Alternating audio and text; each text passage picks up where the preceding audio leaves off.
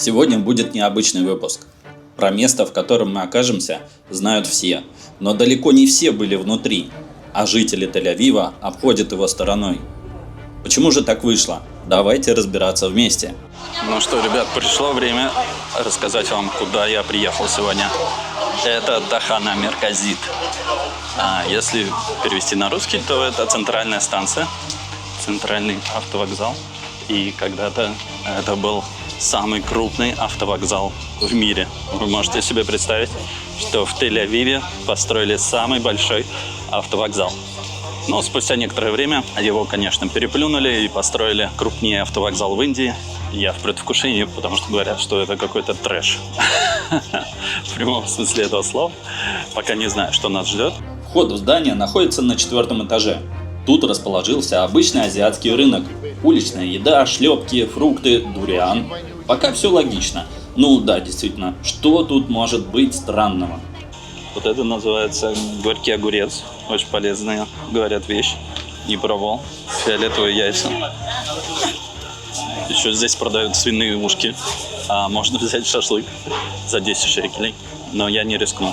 Представьте, мы спустились всего на 1 этаж. И здесь уже никого вообще. Магазины закрыты, людей нет.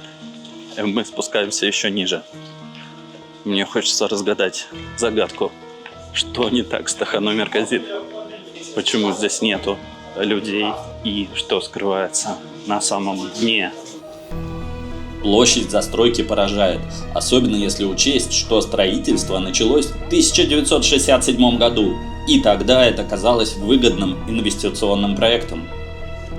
Вот, пожалуйста, вытяжка-то есть. Говорили, что не работает. Сама задумка была хорошая. Сделать огромный торговый центр, на нижний этаж которого будут приходить автобусы городские.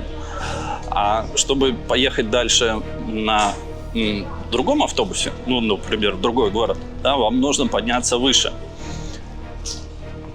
Условно, давайте, с минус 4-го этажа нужно подняться, например, на 2-й этаж.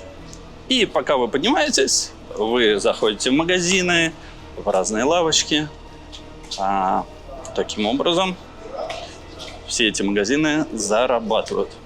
Но потом что-то пошло не так. Что же пошло не так? Желающих купить себе магазинчик оказалось столько, что пришлось расширить коммерческую площадь несколько раз. Проект постоянно менялся. Более 1000 магазинов оказались собственностью разных владельцев уже в первые годы строительства. Но строительство немножко затянулось на 30 лет. На 30 лет. Вы представляете, конечно, уже многие собственники уже к тому моменту, когда строительство было завершено, уже умерли. И магазины передали своим детям. Но и детям было непросто, да? Представьте себе, 30 лет вы ждете, когда откроется ваш магазин, и планы могли уже поменяться. Мы идем на дно центральной автостанции в Тель-Авиве. Везде есть какие-то стрелочки, и куда-то они ведут. А стрелочки ведут нас Sleeping Shelter for Everyone. Серьезной дверью. Вот это, похоже, совсем свежее.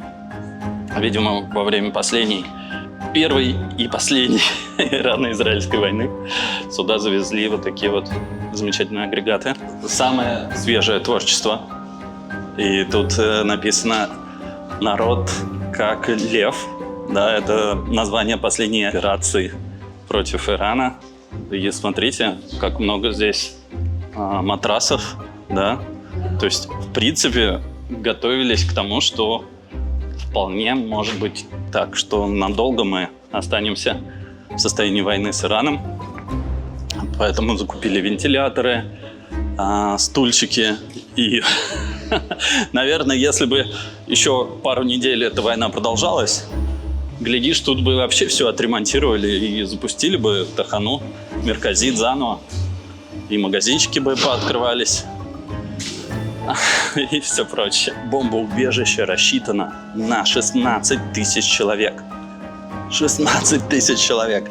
И это самое большое общественное бомбоубежище в Израиле. Вот только что надо мной пролетела летучая мышь. Это нормально? Слышите? Звуки живой природы вокруг меня. Вау, действующий лифт. Нормально.